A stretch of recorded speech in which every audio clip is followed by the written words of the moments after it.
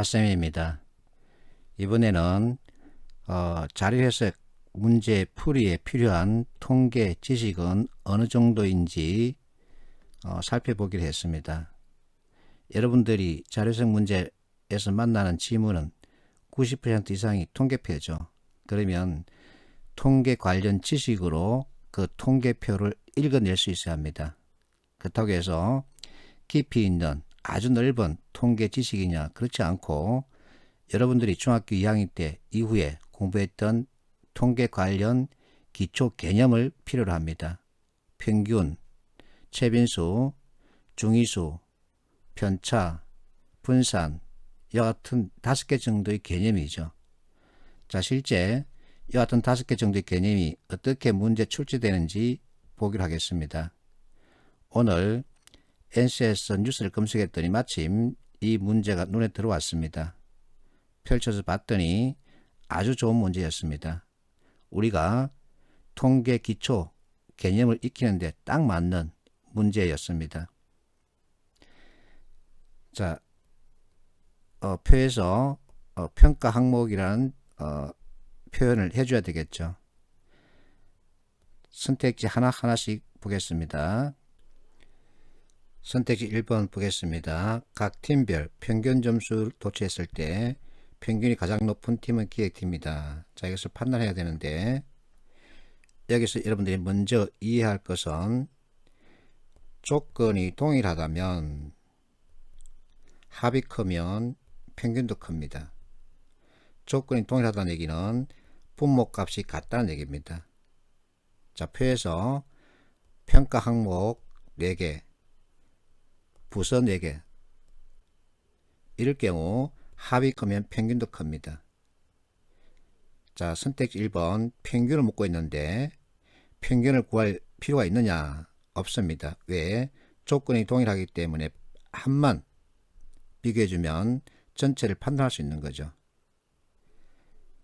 자, 여기서 여러분들이 범위란 개념 가지고 보는 게 가장 쉽습니다. 범위는 중학교 때 공부했습니다. 최대값 마이너스 최소값. 그래서 9, 6, 3이죠. 9와 7, 2입니다. 8과 6이죠. 2. 9와 7이죠. 2. 그러면 범위가 크면 합은 낮습니다. 되게 그렇습니다. 그래서 버릴 놈 버리고 이제 점수대를 비교하는 겁니다. 영업팀 점수대가 가장 낮습니다. 버리는 거고 이제 점수대를 비교하는 겁니다. 영업팀 점수대가 가장 낮습니다. 그래서 버리고 결국 홍보팀과 기획팀 비교인데 이젠 가장 큰 값을 서로 비교하는 겁니다. 기획팀은 가장 큰 값 9가 2번이죠. 그래서 당연히 기획팀이 가장 높은 평균을 받게 되죠. 자, 실제 범위에 대한 이해, A라는 과목과 B라는 과목, 두 과목 시험을 쳤다고 가정할게요. 가라는 친구는 이렇게 점수를 받았습니다. 나라는 친구 역시 A, B 이렇게 점수를 받았습니다. 범위는 이것이죠. 최대값 마이너스 최소값. 자, 최대값 마이너스 최소값. 가는 범위도 적고 점수대가 높습니다. 그래서 합계는 가가 크죠. 계산하지 않고 판단할 수 있는 생각을 많이 해야 합니다. 그러면 시간을 많이 줄일 수 있죠.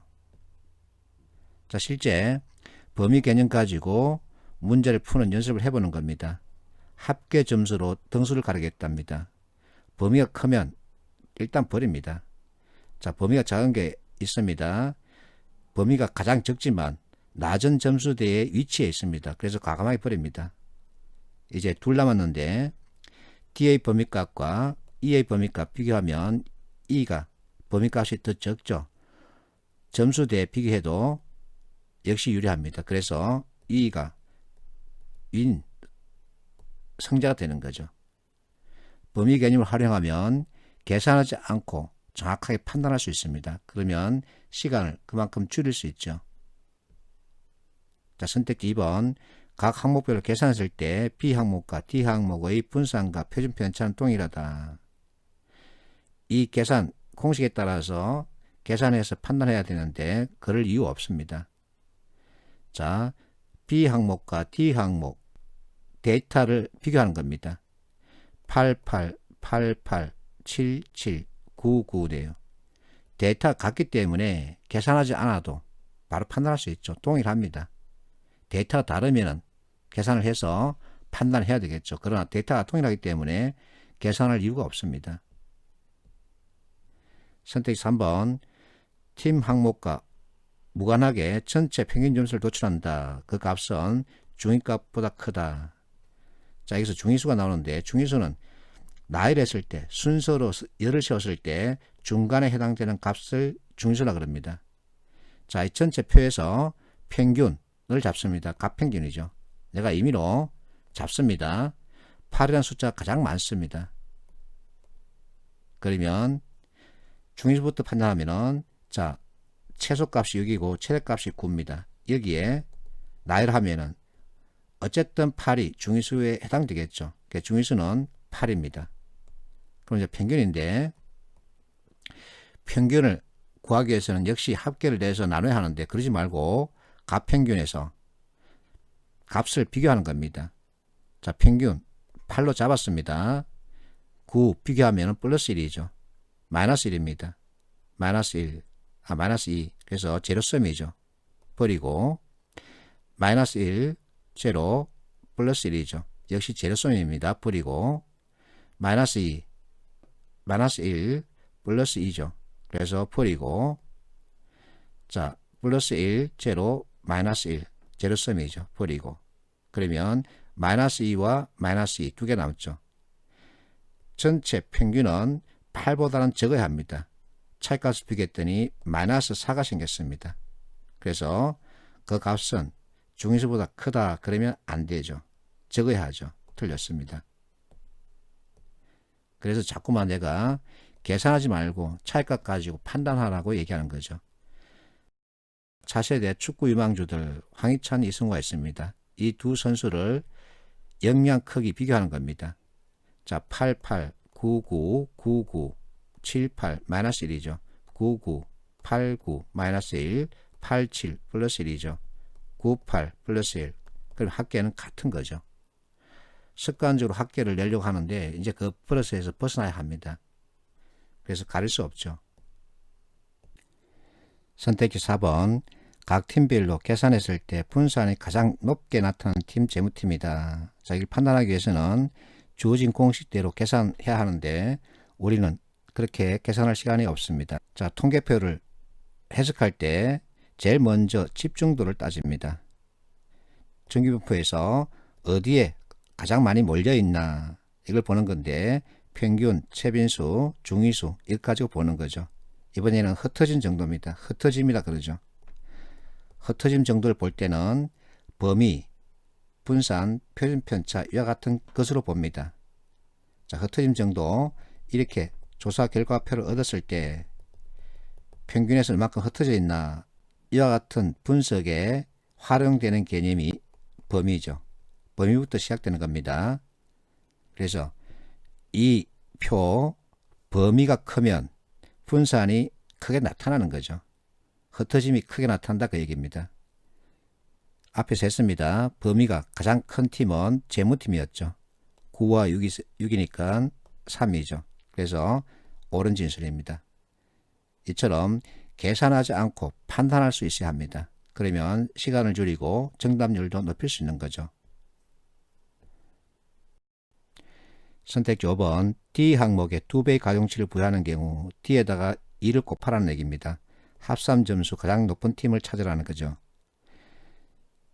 자, 앞에서 했듯이 범위가 크면 합은 적습니다. 그래서 재무팀 버리고 점수대가 낮으면 역시 합이 적습니다. 버리고 결국은 기획팀과 홍보팀 비교인데 자, 기획팀, 홍보팀 2를 곱해주면 18 여기 곱해주면 14죠. 그럼 이 차이값은 4입니다. 자, 홍보팀을 기준으로 볼게요.